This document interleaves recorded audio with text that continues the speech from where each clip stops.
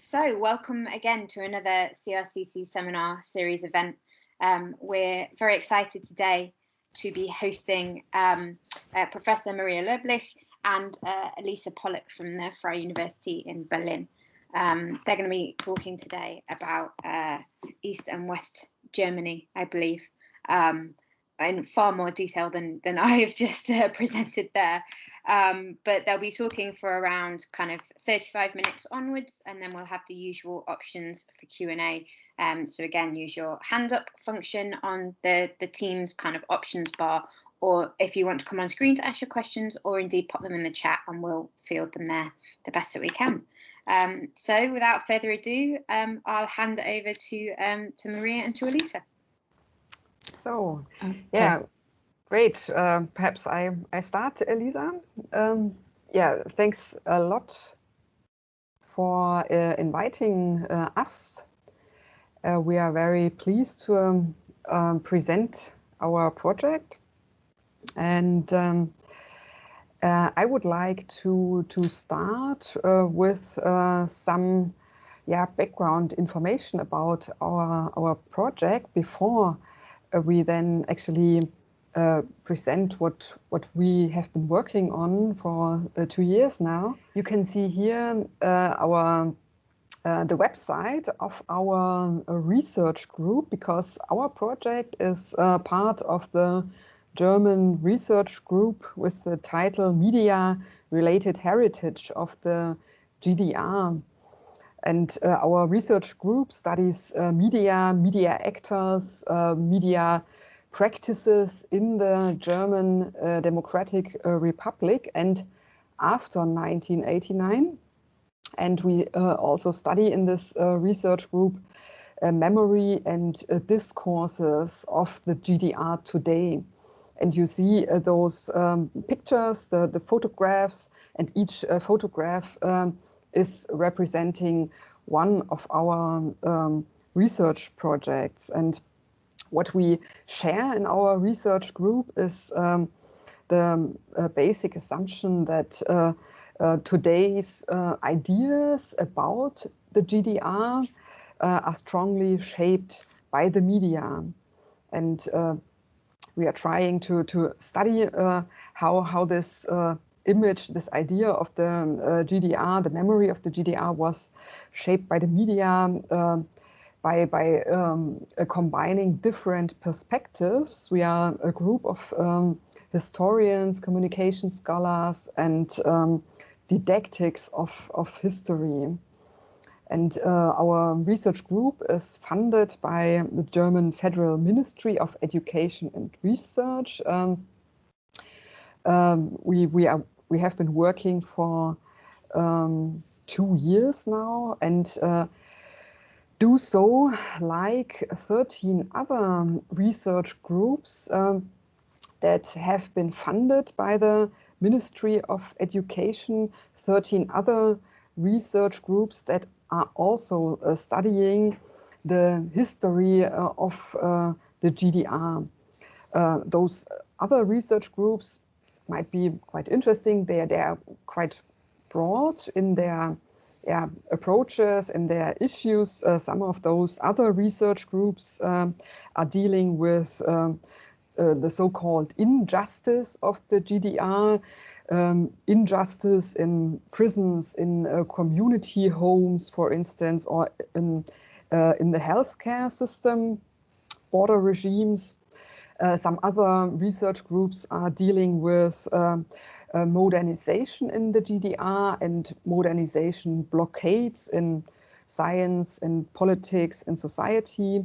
And other research groups, again, they focus on the aftermath of the GDR and transformation processes. And our research group is one that avoids, at least most of our members avoid terms like injustice or other established vocabulary of the GDR discourse. And we try to use other approaches to write this history, and also to enlarge the perspective and really see GDR as a society that has its afterlives, also its positive afterlives in the time after 1989. So, all those research groups funded by the Federal Ministry of Education got 40 million euros for 4 years. And the aim of the ministry is to foster GDR research at universities. Okay, Elisa, if you could go to the next chart, please. That's the description of our project in this group. And our project is called Media Usage in the Course of Life, East and West Berlin after 1989. And yes, we are in the middle of this research project. It is still very much work in progress. We have worked on theory a lot so far and on methodology. We have conducted many interviews so far, but we have still a good amount of work ahead of us regarding analysis and finding.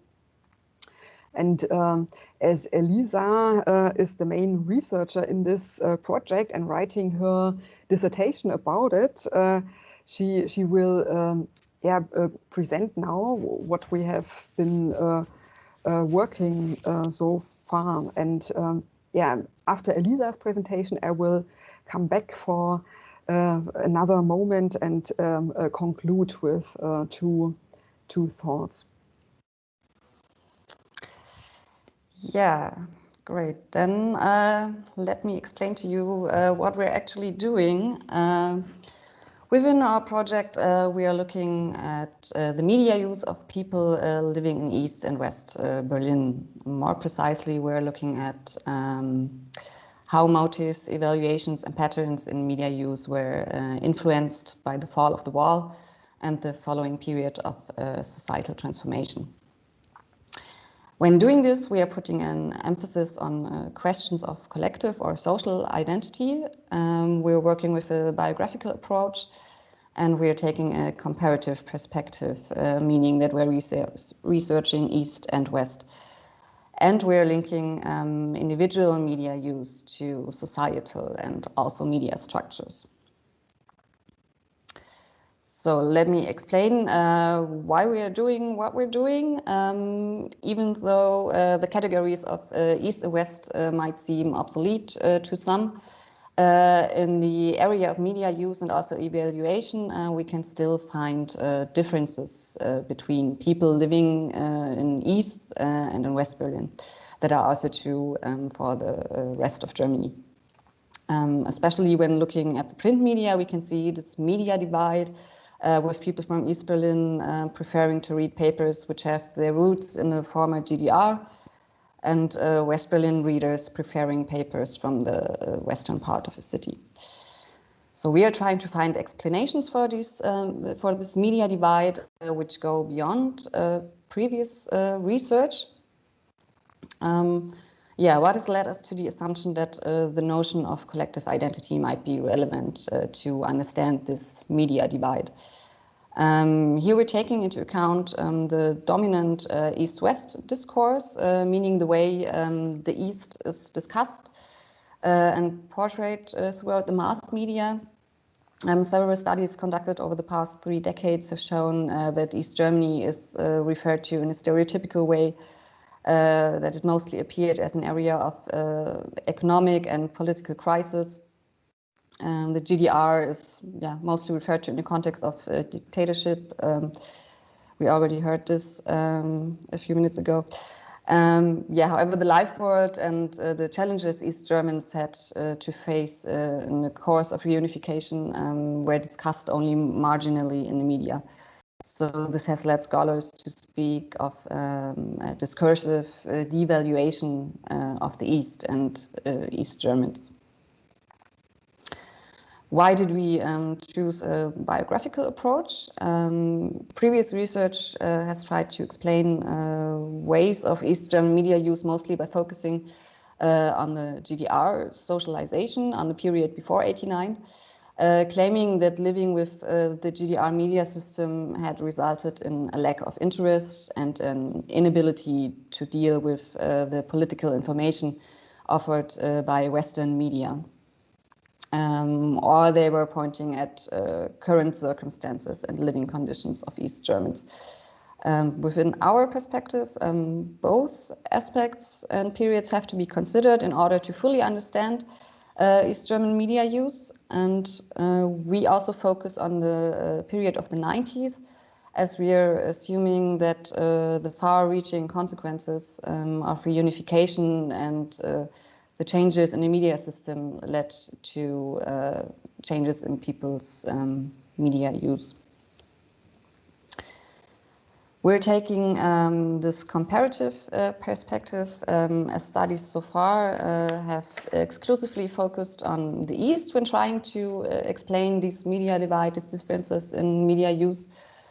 And in doing this, the East Germans were constructed as abnormal and as deviant from the West German norm. By including both East and West, we are able to not only look for differences, but also commonalities by which we can deconstruct this East-West dichotomy.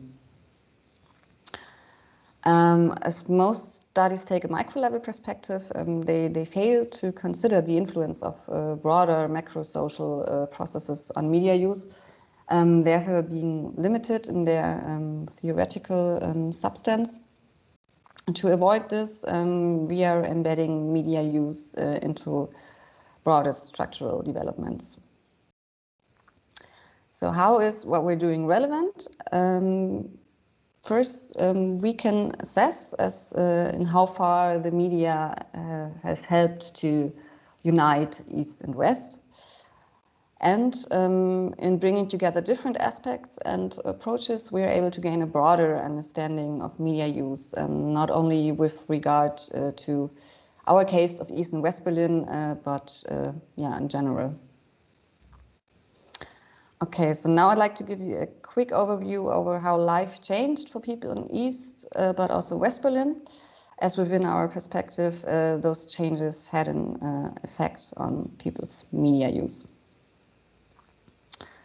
The fall of the wall and the process of reunification did affect both parts of the city. West Berlin was no longer subsidized by the FRG, which caused companies to shut down. The eastern part was almost completely deindustrialized, so both parts of the city were showing high rates of unemployment. Berlin had to cope with the smaller budget, meaning that, for example, cultural institutions had to close. On a slide here, you can see people from West Berlin demonstrating against the closure of the well-known and loved Schiller Theater. But of course, people from the eastern part had to witness the demolition of memorials, several streets were renamed, and important, of course, the wall was dismantled, so people could explore the other part of the city. Sometimes they moved there or began working there. In the mid-90s, the decision was made to reinstate Berlin as the capital of the United Germany. This has caused a construction boom. Companies settled there, media outlets were opening up studios. During the 90s, Berlin developed into a modern metropolis, and also the media landscape of the city changed drastically. Global developments such as individualization and globalization affected the requests of media users and also led to a process of diversification and specialization within the media sector. So media producers began to tailor their content to specific target groups. Both public and private TV stations expanded their programs, where people could only receive 8 different programs in 1990, the number increased to 32 in 95. And what we could see, especially within the newspaper sector, were processes of economization that were set in motion. Publishing houses were from the East were privatized. For instance, the paper of the state party of the former GDR, the Berliner Zeitung, was no longer subsidized by the party and had to survive on its own in a rather competitive environment. When referring to the newspaper market, contemporaries spoke of a shark tank, with each publisher trying to establish their paper as the one journal of the capital. Western print media were trying to win over readers from the East with special issues, but still, especially within the market of print media, we can speak of a consolidation of an East-West divide during the 90s that, like I mentioned, lasts up until today. To understand why all these structural developments that I've just talked about are relevant for us, you have to know about our underlying theoretical assumptions. Those, of course, can't be discussed in detail right now, but this figure should help. I don't know if you can see it. I can't really see the picture that you are seeing, but I hope you get an idea. This figure should help to illustrate our broad theoretical understanding, which we derived from Anthony Giddens' theory of structuration, as well as his writings concerning identity in late modernity. Central to Giddens' concept is the interrelationship between structures and actors. Macro-level structures manifest as resources and rules on which people's actions are based. So this is why we necessarily have to consider political and economic conditions when trying to understand people's media use, but also dominant discourses, as those influence the distribution of power throughout societies and play a central role in constructing collective identities.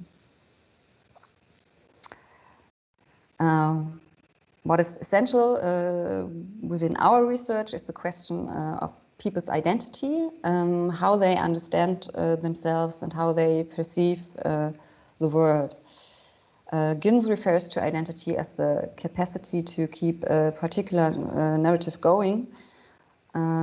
People organize their biographies reflexively. So what they tell us when asked about their past, how they grew up, how they were socialized, gives us information about their identities today. So hence the biographical approach. When formulating this narrative of the self, people make use of the media. They search for possible lifestyles and look for self-affirmation. With this, we have adopted basic concepts from the uses and gratifications research, which has found that identity work is one possible motive of media use, and that questions of identity affect how we perceive and evaluate media and media content. So this explains why we were asking for patterns, motives, and evaluations in our research question. Scholars have criticized the uses and gratifications approach, as some of you, I'm sure, will know, as it shares premises with the psychological perspective of the rational choice theory. Employing Giddens' concept of a practical consciousness and the importance of routines, we can overcome this rational choice critique. So in combining these approaches, we can describe media use as a conscious process that is mostly carried out on the level of practical consciousness. It's highly routinized and is the result of human needs that are related to one's identity. Okay, so to research this mentioned aspects, we decided to work with biographical interviews. Today we won't be able to explain our complete research design, how we constructed our interview guide, or how we were recruiting our interviewees, as we simply do not have the time. But what we like to do is show you how we approached our material first step. As a method of analysis, we chose to develop a typology of media users. In this we can structure our material and can conduct a more detailed analysis later on. So during our initial analysis, we identified 3 possible criteria by which the interviewees could be categorized. First, the importance of having been a citizen of the GDR or the FRG for one's identity.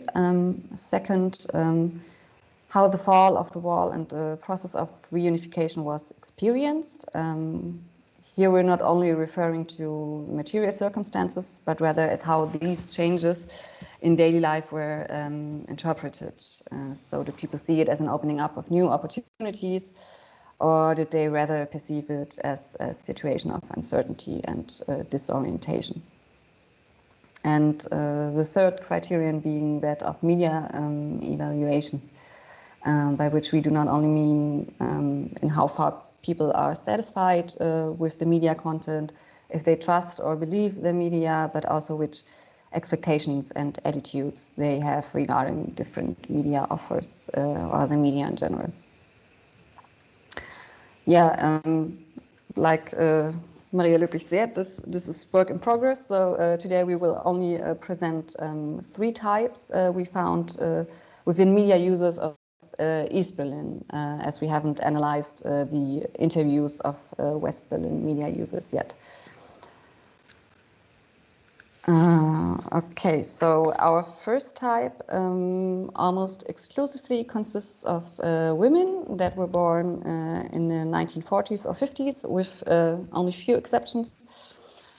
The people born in the 1940s are said to belong to a generation that was involved in founding and institutionalizing the state. People born in the 1950s have been referred to as the integrated generation. So it is not very surprising that for this type, the reference to the GDR is of relatively high importance for their social identity and self-understanding even today. Usually these people are grateful for the career opportunities they had in the GDR. Sometimes they were part of the elite.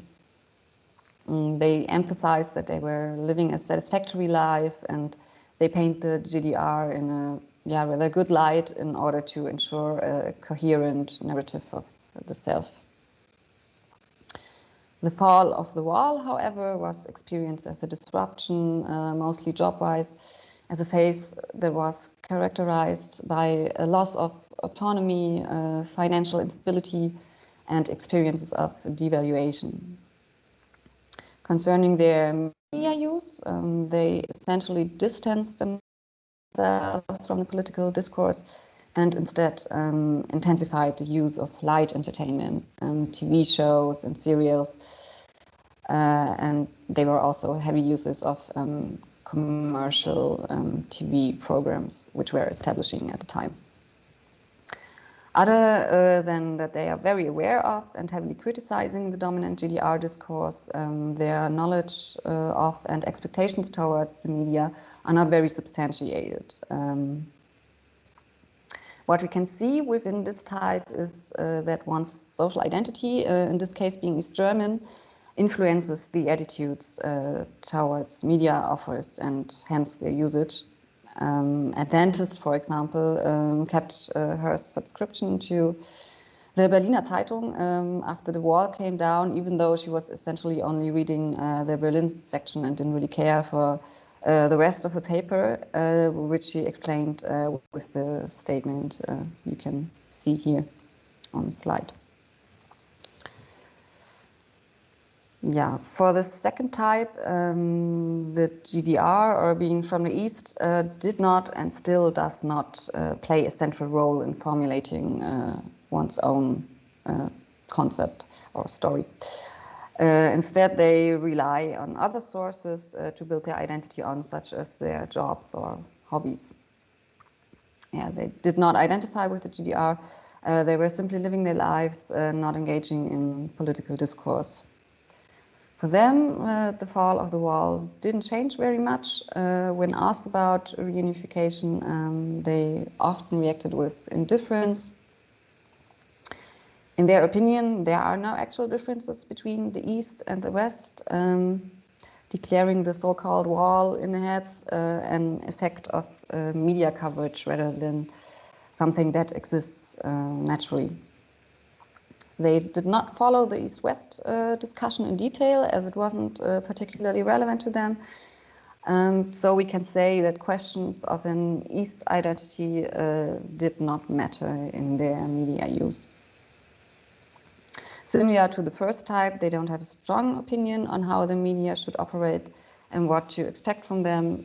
They mainly continue to use the same news media outlets they were using before 89, with some of them including special interest media like music or sports magazines that were relevant for their identity work.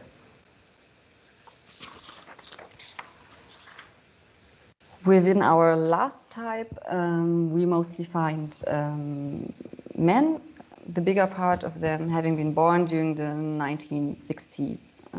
For those born between 1960 and 75, scholars have suggested to speak of the distanced generation, which matches our findings, as those men had a rather negative relationship to state. They did not believe in the proclaimed ideals of the GDR. Partly they were affiliated with the opposition, being a member of the church or the environmental movement. For them, the fall of the wall was a moment of joy. They felt liberated, even though the 90s were to some degree accompanied by job-related insecurities. For them, it was also a time of hopes and new possibilities. Concerning collective identity, what is interesting with this type is that although they had a distant relationship with the GDR and didn't feel the need to keep anything from the old system at first, over the past 20 years or so, they developed some kind of East identity, which has to be understood as a reaction to the dominant discourse regarding the East and the GDR, with them finding themselves suddenly defending the GDR. In contrast to the first type, it wasn't an option for them to disengage from public debates and political discourse. As most of them were young fathers and the main breadwinners, they had to integrate themselves into and to make it in a new system. For this, they heavily relied on Western media, newspapers, but also political talk shows and special interest magazines, which became part of their media repertoire. Those men mostly have a very substantiated view on how the media should work and what to expect from different media offers. They are especially critical of the way the media represent the East, but they are also complaining about general tendencies of mainstreaming and criticizing the journalism of today as being too opinion-based.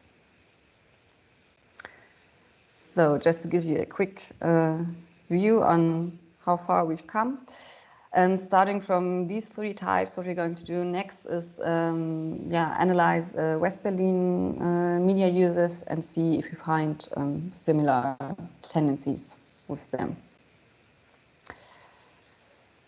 And now.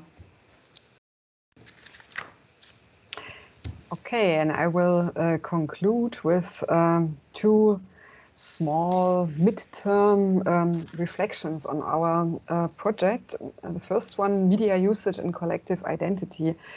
What we have learned throughout our research is how important it is actually to broaden our horizon and going beyond the classical micro-centered uses and gratifications approach, and to consider media discourse, media structures in Berlin during the last 30 years, which East German identity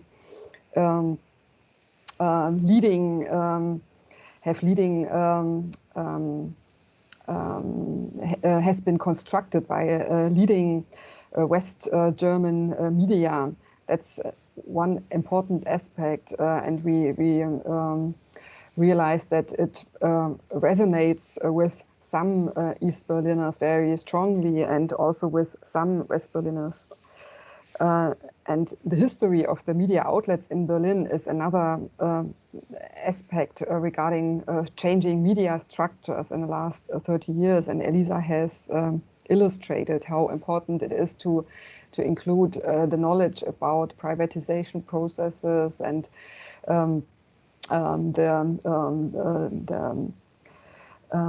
how do you call it, the dissolution, the termination of the GDR broadcasting at the end of 1991, and to really understand what and why people have used the media in Berlin.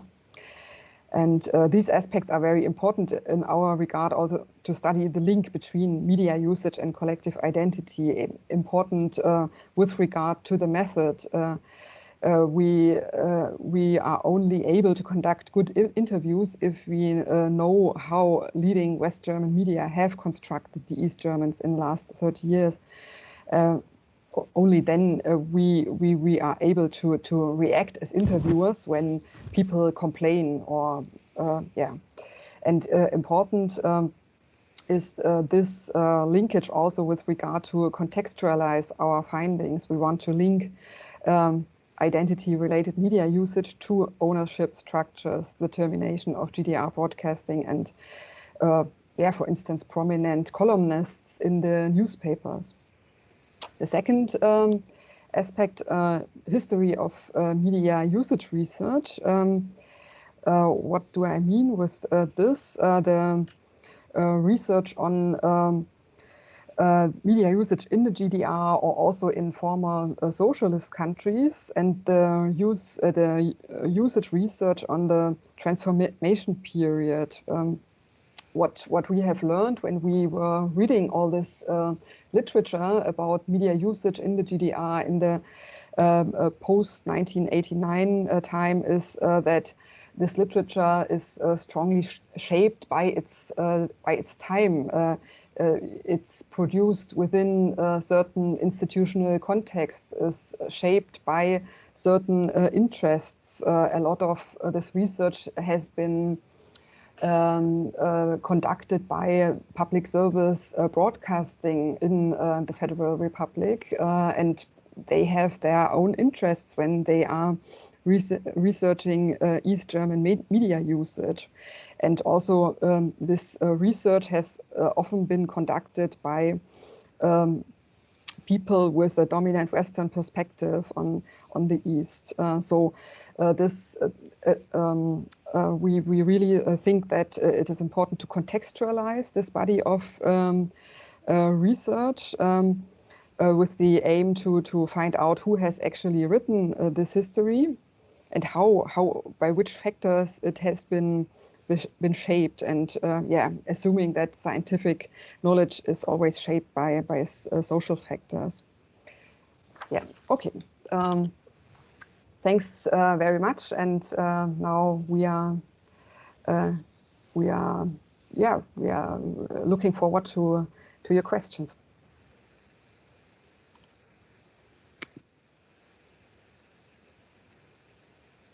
Brilliant. Thank you both so much.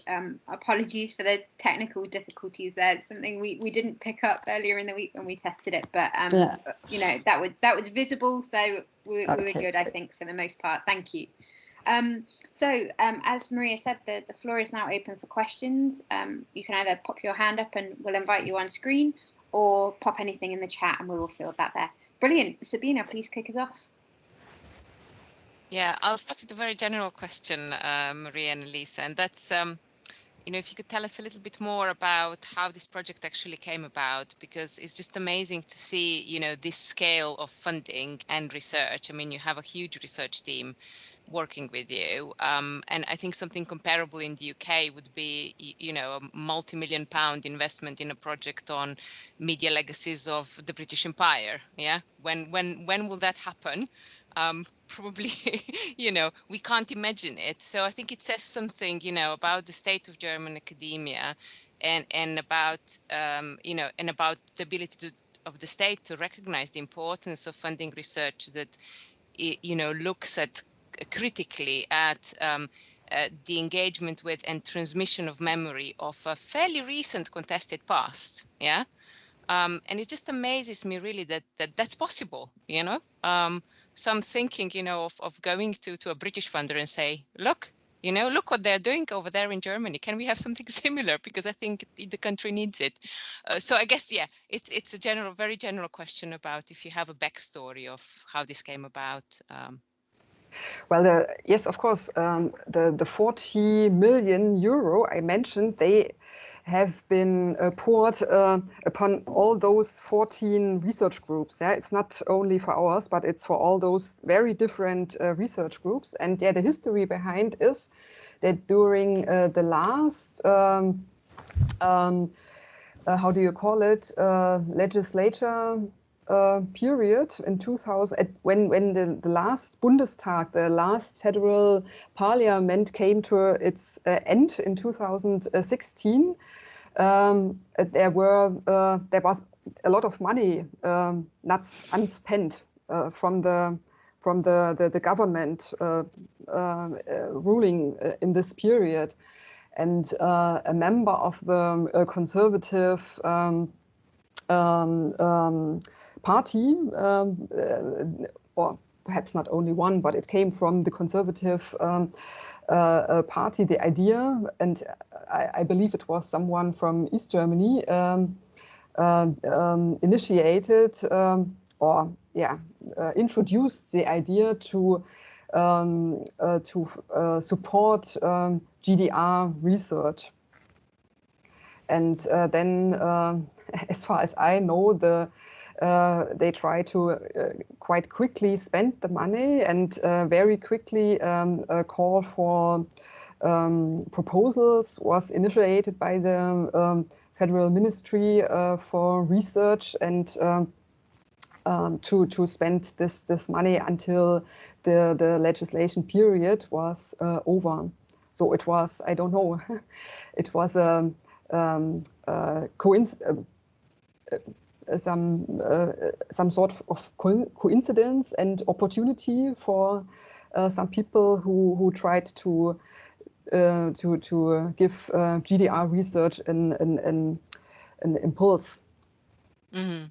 Oh, it's yeah, as you say, yeah, it does sound like a coincidence, but also, there were obviously, crucial people there in the process who thought that would be important as a topic. So it's just, I guess, it makes me think, there's hope there for this type of research to happen. So brilliant. I mean, I have lots of other questions, but I'll let others ask first. So on that note, do we have any further questions for our speakers at this minute? Check the chat as well. If not, Sabina, I think the floor may be yours to follow up there. Yeah. In terms of more specific questions, I think that there's a couple that come to mind immediately. I mean, one was, I was intrigued by the contrast between the first and the second type that you identified, and I was wondering, in relation to your conceptual scheme, how are you thinking about the relationship between habit and identity? Because with the second group, if I understood correctly, they continue to consume similar media, but it's primarily out of habit, yeah. But arguably, this habit is still somehow grounded in identity, or even though, you know, they don't feel Eastern, they felt that this doesn't really matter to them.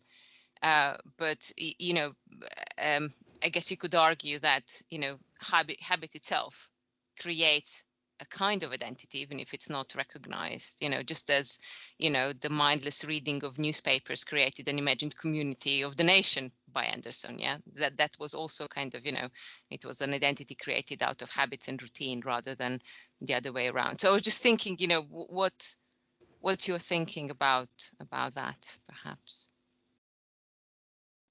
Shall I try to answer this? Okay, yeah.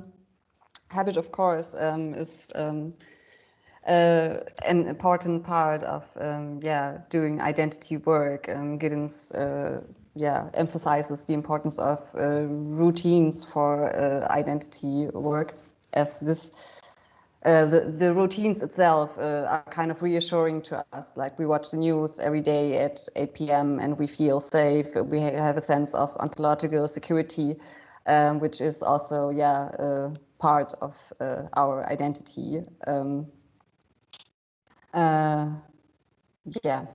Maria, do you want to add something to that? I think it's there are two different sides on identity. With the one type, it's the media routines who confirm and reconfirm the identity of the people, which is not very politicized in terms of East and West, and the other part establishes new routines. They after 1989, when they got access to Western press, they started a new routine, redefining their own identity. To some extent, redefining to some extent, as Elisa also mentioned, because they, in the course of time, they developed a more critical picture in their head about the West. Yeah, something which had not been there before 1989, when they dreamed of the West and the opportunities in West Germany. So they established media new media routines to observe this new society in which they were now a member, and in a new society which gave them an opportunity to achieve something.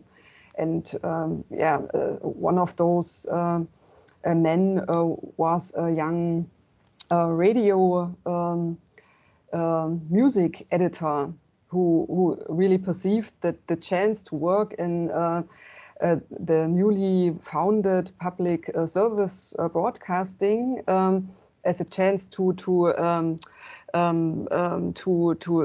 establish his life, and for him it was important to observe who are the leading journalists in West Germany, to be able to talk with his colleagues during tea breaks. So. Yeah, Great. so we're not claiming that habitual media use is not really related to the East identity, but there are different ways that people use the media and how far they relate to identity. Thank you. Great, thank you. We have a question in the chat from Roger, who says, in East Berlin, Western TV would be accessible, so would not the only difference be in newspapers? These are not so much read today, but there are lots of local news sheets that maintain the local identity. Have you considered investigating the difference between those?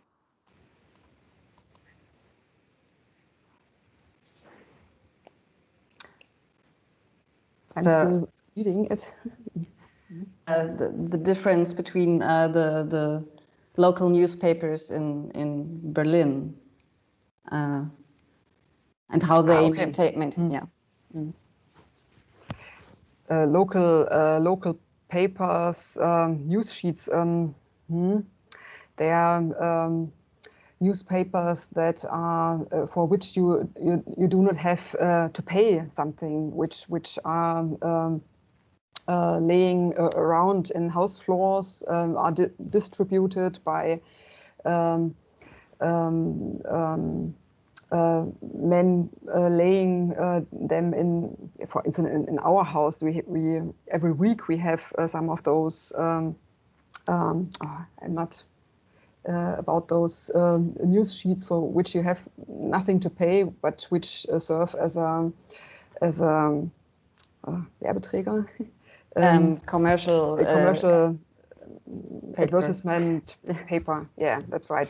And yes, I'm not sure how important they are for people in our house. They are most of the time laying around, and nobody takes them. And then there's another type of local news magazines, cultural magazines providing information on cultural activities in Berlin. Yeah, of course, where is a concert, where is a theater play, and things like this. And they stay in part. They have their West Berlin history, and we know from interviews with West Berliners that they were very important in the 80s, for instance, when there was this rich subcultural life in Kreuzberg. Before the wall came down, these magazines played an important role for directing people through nightlife in West Berlin.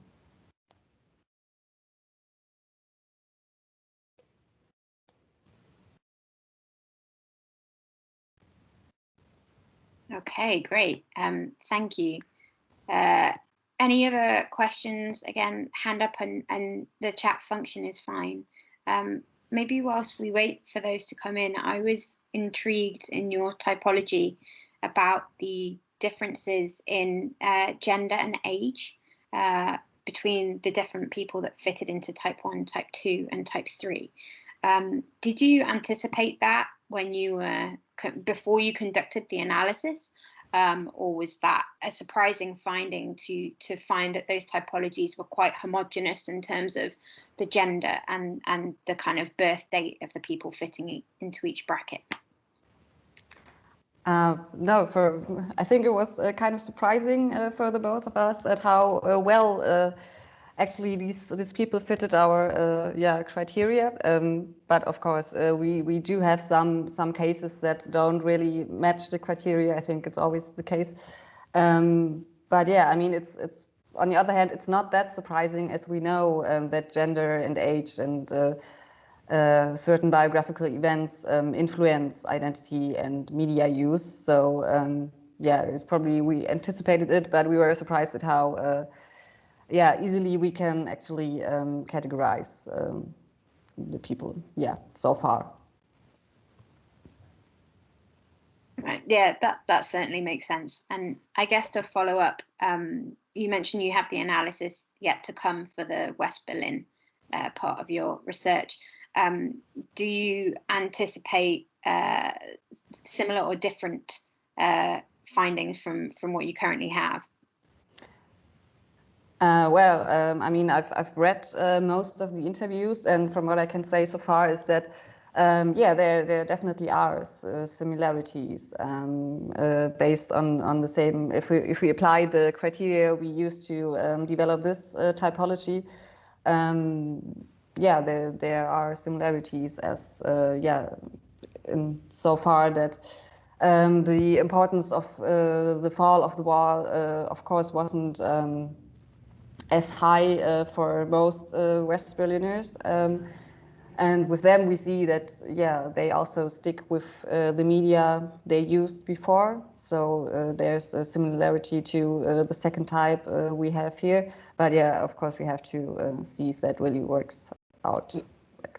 To provide an example for a West Berliner who had to use East German media after 1989. There was a woman from West Berlin, and I believe she was in her 40s when the wall came down, and then she moved from West Berlin to a neighborhood in East Berlin. I believe it was because she had a boyfriend from East Berlin and wanted to move into his flat, and she started to read Berliner Zeitung and started to develop an interest in old GDR TV shows like Kessel Buntes in order to learn where her boyfriend came from, but also to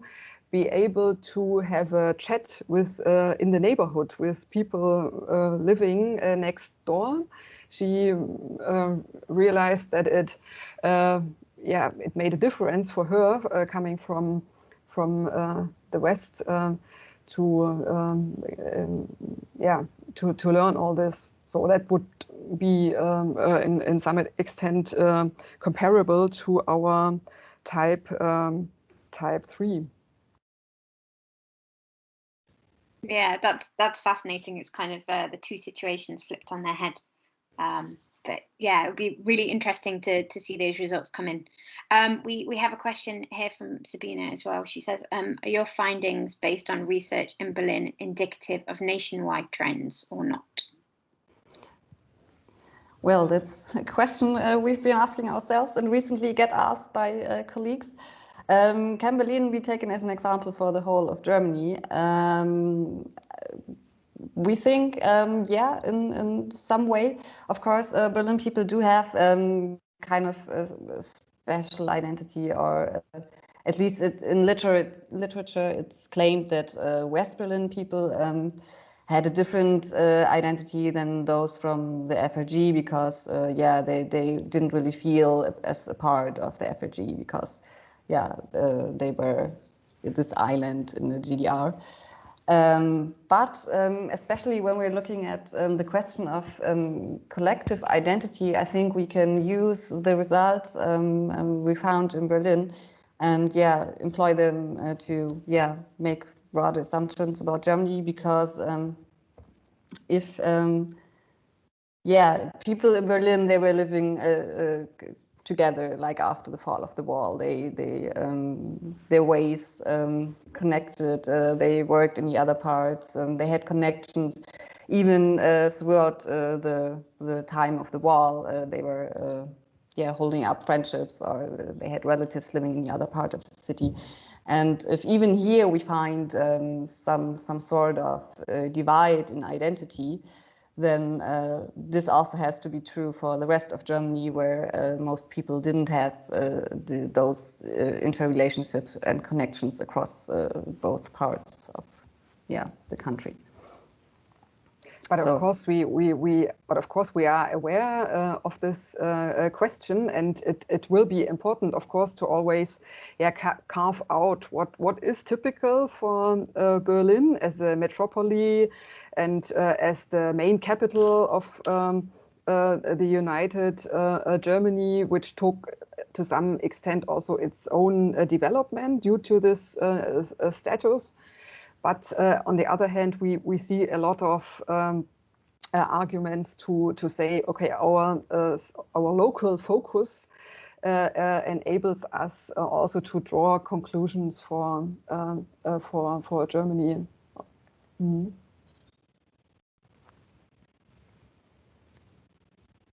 Brilliant, thank you. I don't see any further questions at present, and we're ticking up to the end of our hour. So what I'll do is call for any last minute Hail Mary questions, but in the event we don't get those, to say thank you very, very much to Maria and to Elisa for presenting today. I think, there may be another seminar in it when your research is complete, to kind of update us all on the full findings there. But thank you ever so much for sharing your insights. Thank you to everybody for joining us. And I think you've kindly said, Maria and Elisa, if you do find you have questions arising today that you haven't currently thought of, you're very welcome to direct them to Maria and Elisa by email. And you can find a link to their faculty pages on our website. So do feel free to do so. From a CRCC perspective, I think our next seminar now isn't until the end of April. So have a very happy Easter, everybody. Thank you again for joining us today. Thank you to our speakers, and take care. Thanks for inviting us. For having us. Yeah. Thank you.